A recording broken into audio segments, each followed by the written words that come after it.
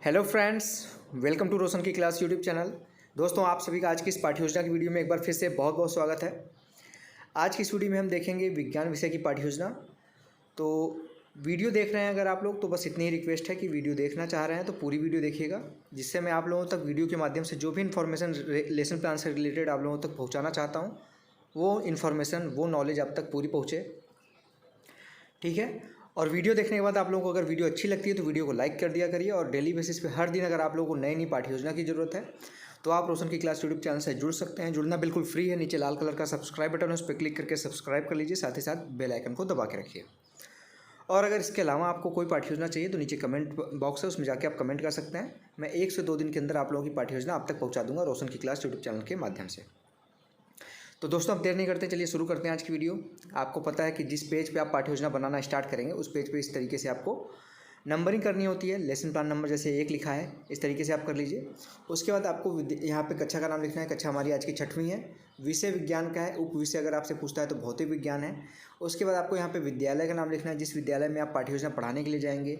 Date लिखनी होती है, जिससे ये पता चलता है आपने कौन सी पाठ्य योजना किस दिन में पढ़ाई थी। अवधि 35 मिनट का है और कालांश यहाँ पे देखिए लिखा गया है 7वां। आपका जो भी कालांश होगा, कालांश का मतलब होता है किस पीरियड में आप जाएंगे इस चैप्टर को पढ़ाने, वो लिखना होता है। उसका नाम आपका जो भी होगा, प्रथम द्वितीय तृतीय, जिस भी पीरियड में आप जाएंगे उसका यहाँ पे आप नाम लिख दीजिएगा। नेक्स्ट, उसके बाद यहाँ पे प्रकरण है हमारा आज का ब्रह्मांड। ठीक है। अब उसके बाद आता है सामान्य उद्देश्य। थोड़ा सा मैं जूम कर लेता हूँ जिससे आप लोगों को आसानी से दिखे। सामान्य उद्देश्य में देखिए लिखा गया है पहला पॉइंट। सामान्य उद्देश्य में पहले समझ लीजिए कि क्या होता है। सामान्य उद्देश्य का मतलब होता है आपका जो विषय होता है। जैसे हमारा आज का विषय है विज्ञान या फिर उप विषय है भौतिक विज्ञान। तो ये दोनों पढ़ने के बाद बच्चे क्या क्या सीखेंगे, ये विषय पढ़ने के बाद इसके बारे में कम से कम 4 से 5 पॉइंट और मैक्सिमम 8 से 10 पॉइंट सामान्य उद्देश्य में लिखा जा सकता है। तो देखिए, पहला पॉइंट लिखा गया है छात्रों में विज्ञान के प्रति रुचि उत्पन्न करना। दूसरा पॉइंट है छात्रों का दृष्टिकोण वैज्ञानिक बनाना। तीसरा पॉइंट है छात्रों में निरीक्षण शक्ति का विकास करना। चौथा पॉइंट है छात्रों में अंधविश्वास की भावना दूर करना। पांचवा पॉइंट है छात्रों में तार्किक शक्ति का विकास करना। ये हो गया सामान्य उद्देश्य। अब उसके बाद आता है प्राप्य उद्देश्य या फिर विशिष्ट उद्देश्य ही इसको कहते हैं। ठीक है, इसी को विशिष्ट उद्देश्य भी कहते हैं, इसी को प्राप्य उद्देश्य भी कहते हैं। तो यहाँ पे 3 कॉलम इस तरीके से बना लीजिए। अगर आपके कॉलेज में डायरेक्ट विशिष्ट उद्देश्य लिखने के लिए नहीं कहते हैं तो इस तरीके से कॉलम बना लीजिए। शिक्षण बिंदु, जिसमें 3 शिक्षण बिंदु आप पढ़ाएंगे, ब्रह्मांड, तारा और ग्रह के बारे में। प्राप्य उद्देश्य में आप पहला देखिए, यहाँ पे कम से 6 पॉइंट लिखना होता है। पहला है ज्ञान क्या प्राप्त होगा उनको। तो यहाँ पे देखिए लिखा गया है छात्र ब्रह्मांड, तारा एवं ग्रहों के बारे में ज्ञान प्राप्त कर सकेंगे। दूसरा यहाँ पे अवबोध प्राप्य उद्देश्य आता है। इसमें देखिए लिखा गया है छात्र ब्रह्मांड, तारा एवं ग्रहों के उपयोगों की व्याख्या अपने शब्दों में कर सकेंगे। तीसरा पॉइंट है कौशल प्राप्य उद्देश्य। इसमें देखिए लिखा गया छात्र ब्रह्मांड विषय से संबंधित चित्र बनाने में कुशलता प्राप्त कर सकेंगे। चौथा पॉइंट है अभिरुचि प्राप्य उद्देश्य। इसमें देखिए लिखा गया छात्र ब्रह्मांड की रचना, ग्रहों के प्रकार एवं तारों का अध्ययन करने में रुचि उत्पन्न कर सकेंगे। पांचवा पॉइंट है अभिवृत्ति प्राप्य उद्देश्य। इसमें देखिए लिखा गया छात्रों में पृथ्वी एवं आकाश में पाए जाने वाले उल्का पिंडों के प्रति सकारात्मक अभिवृत्ति का विकास होगा। और छठवां है प्रयोग प्राप्त उद्देश्य। इसमें देखिए लिखा गया, इसको प्रयोगात्मक भी कहते हैं, प्रयोगात्मक उद्देश्य। इसमें देखिए लिखा गया छात्र छात्राएं आकाशीय पिंडों के बारे में संबंधित पूर्व कथन या भविष्यवाणी कर उनका व्यवहारिक जीवन में प्रयोग कर सकेंगे। इसका तीसरा यहाँ कॉलम जो बना है उसमें देखिए लिखा गया विधि, प्रविधि, सहायक सामग्री। विधि है व्याख्या विधि और प्रदर्शन विधि। प्रविधि है प्रश्नोत्तर। सहायक सामग्री में देखिए लिखा गया है ब्रह्मांड, तारा एवं ग्रहों से संबंधित चार्ट। दूसरा है पॉइंट है इसमें समस्त कक्षोपयोगी सामग्री। तो सहायक सामग्री का मतलब होता है कि कौन कौन सी सामग्री आप यूज करेंगे शिक्षण कार्य करते समय 40 मिनट की 35 मिनट की क्लास में। इसके बाद यहाँ पे अगली हेडिंग आती है पूर्व ज्ञान। पूर्व ज्ञान में देखिए लिखा गया है छात्र, यहाँ पे छात्र पृथ्वी और आकाश के में पाए जाने वाले पिंडों की सामान्य जानकारी रखते हैं। नेक्स्ट अब आता है आपका सबसे इम्पोर्टेंट पॉइंट, प्रस्तावना प्रश्न। प्रस्तावना प्रश्न इसलिए इम्पोर्टेंट होता है क्योंकि इसमें थोड़ी सी बारीकी होती है, इसमें ध्यान रखनी होती है कुछ बातें, उसको मैं बता देता हूँ। पहला तो ये ध्यान में रखना होता है कम से कम आप 3 प्रश्न पूछ के अपना प्रकरण निकलवा सकते हैं। ज़्यादा से ज़्यादा 5 से 6 प्रश्न पूछा जा सकता है अपना प्रकरण निकलवाने के लिए। ये नहीं है कि कंपलसरी है कि 5 ही प्रश्न पूछे। काफ़ी कॉलेजेस में ये बाध्यता हो जाती है कि 5 प्रश्न ही पूछिए, ऐसा नहीं है। 3 प्रश्न कम से कम पूछा जाना चाहिए अपना प्रकरण निकलवाने के लिए, और ज़्यादा से ज़्यादा 5 या फिर 6 प्रश्न पूछ सकते हैं अपना प्रकरण निकलवाने के लिए। दूसरा, प्रश्नों के क्रम में क्रमबद्धता होनी चाहिए, यानी कि पहला जो प्रश्न का आंसर आया उसे दूसरा प्रश्न बनेगा, दूसरे प्रश्न का जो उत्तर आया उसे तीसरा प्रश्न बनेगा, तीसरे प्रश्न का जो उत्तर आया उसे चौथा प्रश्न बनेगा। इस तरीके से होना चाहिए। तो यहाँ पे देखिए छात्राध्यापक एक कॉलम बना लीजिए और दूसरा कॉलम है छात्र क्रिया।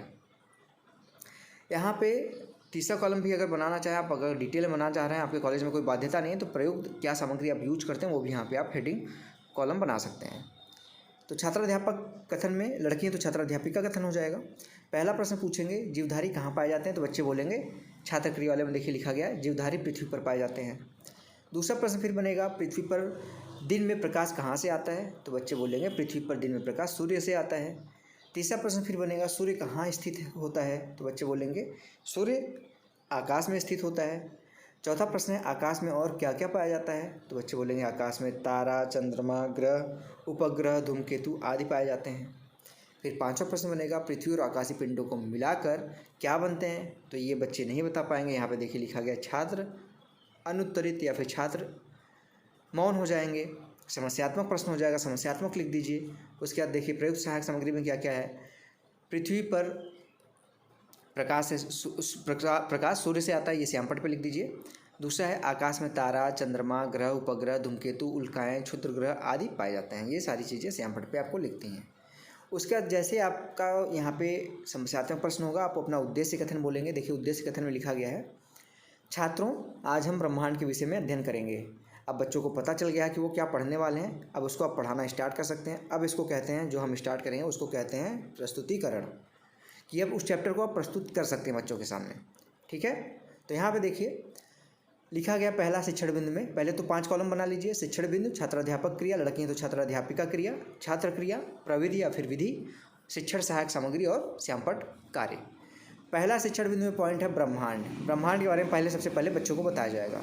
विकासात्मक प्रश्न पूछेंगे बच्चों से। पहला प्रश्न है आकाश में स्थित सूर्य, तारे, चंद्रमा, ग्रह, उपग्रह आदि पिंडों को क्या कहते हैं, तो बच्चे बोलेंगे यहाँ पे आकाश में स्थित सूर्य, तारे, चंद्रमा, ग्रह, उपग्रह आदि पिंडों को आकाशीय पिंड कहते हैं।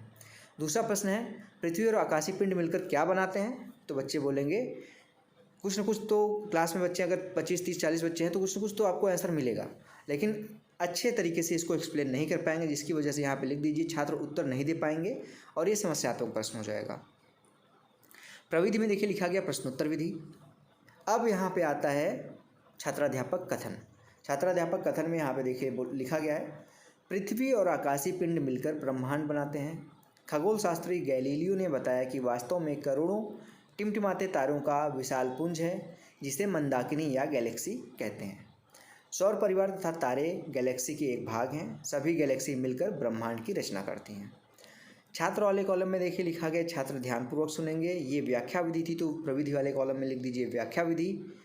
और श्यामपट्ट पे आप पहले तो आप चार्ट बना के ले जाएंगे जिसमें ब्रह्मांड का पूरा सारे यहाँ पे जो जो चीज़ें आती हैं, ग्रह, उपग्रह, पिंड, उल्कापिंड, सारी चीज़ें कोशिश करिए बना के ले जाइए। और फिर उसके बाद ब्रह्मांड का जो मुख्य बिंदु है वो श्यामपट्ट पे लिख दीजिए। देखिए लिखा गया है यहाँ पे नीचे, यहाँ पे ब्रह्मांड मुख्य बिंदु पहला पृथ्वी और आकाशीय पिंड मिलकर ब्रह्मांड बनाते हैं। दूसरा असंख्य टिमटिमाते तारों को के विशाल पुंज को मंदाकिनी या गैलेक्सी कहते हैं। अब यहाँ पे आता है बोध प्रश्न। बोध प्रश्न में देखिए लिखा गया है पहला ब्रह्मांड क्या है, बच्चे उसका उत्तर देंगे। पृथ्वी और आकाशीय पिंड मिलकर ब्रह्मांड बनाते हैं। दूसरा गैलेक्सी किसे कहते हैं, इसका आंसर है आकाशगंगा में टिमटिमाते तारों का विशाल पुंज गैलेक्सी कहलाता है। तीसरा प्रश्न है सभी गैलेक्सी मिलकर क्या बनाते हैं, तो बच्चे बोलेंगे सभी गैलेक्सी मिलकर ब्रह्मांड का निर्माण करते हैं। श्यामपट्ट कार्य में देखिए लिखा गया है सौर परिवार तथा तारे गैलेक्सी का एक भाग हैं। और दूसरा यहाँ पे लिखा गया है सभी गैलेक्सी मिलकर ब्रह्मांड की रचना करते हैं। ठीक है, अब दूसरा यहाँ पे शिक्षण बिंदु में पॉइंट आता है तारा। विकासात्मक प्रश्न फिर से पूछेंगे आप। पहला प्रश्न विकासात्मक, पृथ्वी पर प्रकाश कहाँ से आता है, तो बच्चे बोलेंगे पृथ्वी पर प्रकाश सूर्य से आता है। दूसरा प्रश्न है क्या रात में दिखाई देने वाले तारों में भी प्रकाश होता है, तो बच्चे बोलेंगे हाँ रात में दिखाई देने वाले तारों में भी प्रकाश होता है। तीसरा प्रश्न तारा क्या होता है, तो बच्चे नहीं बता पाएंगे, छात्र अनुत्तरित हो जाएंगे, मौन हो जाएंगे, ये समस्यात्मक प्रश्न हो जाएगा। ये प्रविधि प्रश्नोत्तर प्रविधि थी तो प्रश्नोत्तर लिख दीजिए। कथन है छात्राध्यापक कथन, तारे स्वयं के प्रकाश से प्रकाशित आकाशीय पिंड हैं। तारे चमकती हुई गैस के विशाल पिंड हैं। तारे सफ़ेद दिखाई देते हैं लेकिन सभी तारे सफ़ेद नहीं होते हैं, कुछ नारंगी, लाल या नीले रंग के भी होते हैं। पृथ्वी से बहुत दूर होने के कारण इनकी ऊष्मा का अनुभव नहीं होता। छात्र वाले कॉलम लिखा गया है, छात्र ध्यानपूर्वक सुनेंगे। व्याख्यान विधि थी तो व्याख्यान विधि फिर से लिख दीजिए, मुख्य बिंदु लिख दीजिए और तारे का फिगर बना दीजिए श्यामपट्ट पे। तारे स्वयं के प्रकाश से प्रकाशित आकाशीय पिंड हैं। तारे सफ़ेद दिखाई देते हैं, लेकिन सभी तारे सफ़ेद नहीं होते हैं, कुछ नारंगी, लाल और नीले भी होते हैं। तारे चमकती हुई गैस के विशाल पिंड हैं। फिर से आएगा अब आपका बोध प्रश्न। पहले आप विकासात्मक प्रश्न पूछेंगे, फिर उसकी व्याख्या करेंगे, फिर बोध प्रश्न पूछेंगे। बोध प्रश्न में देखिए पहला प्रश्न, तारा क्या है? तो बच्चे बोलेंगे तारा स्वयं के प्रकाश से प्रकाशित होने वाले आकाशीय पिंड है। दूसरा प्रश्न है, तारे किस किस रंग के होते हैं? तो बच्चे बोलेंगे तारे लाल, नारंगी, नीले रंग के होते हैं। तीसरा प्रश्न है, तारों की ऊष्मा का अनुभव पृथ्वी को क्यों नहीं होता? तो बच्चे बोलेंगे पृथ्वी के बहुत दूर होने के कारण इनकी ऊष्मा का अनुभव नहीं होता। अब फिर तीसरा पॉइंट आता है शिक्षण बिंदु में, ग्रह। विकासात्मक प्रश्न है पहला, जीवधारी कहाँ रहते हैं? तो बच्चे बोलेंगे जीवधारी पृथ्वी पर रहते हैं। दूसरा प्रश्न है, पृथ्वी एवं ग्रह क्या है? तो बच्चे इसका उत्तर नहीं दे पाएंगे, छात्र स्पष्ट उत्तर नहीं दे पाएंगे, समस्यात्मक प्रश्न हो जाएगा।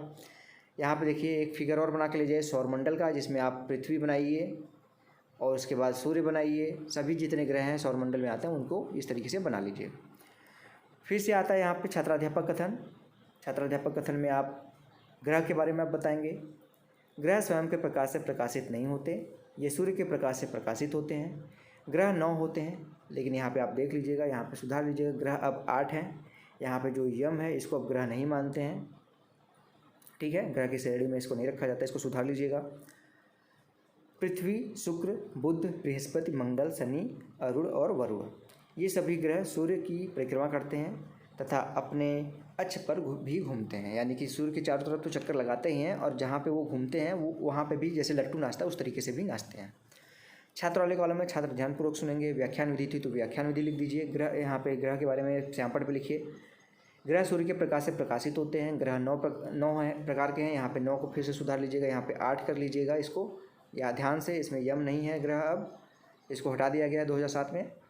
सभी ग्रह सूर्य की परिक्रमा करते हैं तथा अपने अक्ष पे भी घूमते हैं। फिर से आएगा क्या? विकासात्मक प्रश्न के बाद बोध प्रश्न। बोध प्रश्न में देखिए पहला प्रश्न है, ग्रह किसे कहते हैं? बच्चे बोलेंगे सूर्य के चारों तरफ चक्कर लगाने वाले एक पिंड को ग्रह कहते हैं। दूसरा है, ग्रह कितने प्रकार के हैं? बच्चे बोलेंगे ग्रह, यहाँ पे आप जो भी पढ़ाएंगे, अगर गलत पढ़ाएंगे तो 9 बोलेंगे, सही पढ़ाएंगे तो 8 बोलेंगे, इसको सुधार लीजिएगा, 8 कर लीजिएगा ध्यान से।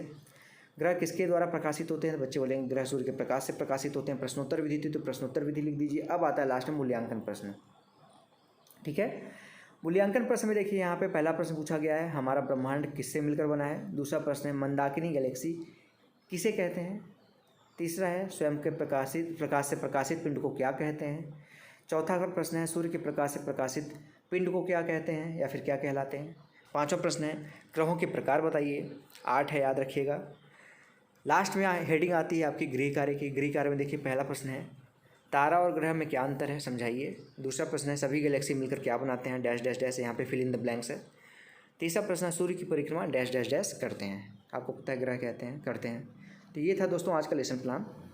अगर आज का लेसन प्लान आप लोगों को पसंद आया हो तो प्लीज़ वीडियो को लाइक ज़रूर करिएगा, ठीक है। और डेली बेसिस पे ऐसे ही लेसन प्लान की अगर आप लोगों को ज़रूरत है तो रोशन की क्लास यूट्यूब चैनल से जुड़ जाइए। और अगर इस वीडियो की PDF चाहिए तो रोशन की क्लास टेलीग्राम चैनल से जुड़ जाइए। वहाँ पे मैं वीडियो जैसे अपलोड करता हूँ उसके जस्ट बाद PDF का नाम इसी पाठ्ययोजना के नाम से मैं अपलोड कर देता हूँ, तो वहाँ से जाके आप बिल्कुल फ्री डाउनलोड कर सकते हैं। तो फ्रेंड्स, मिलते हैं नेक्स्ट वीडियो में, तब तक के लिए आप सभी का बहुत बहुत धन्यवाद। जय हिंद, वंदे मातरम।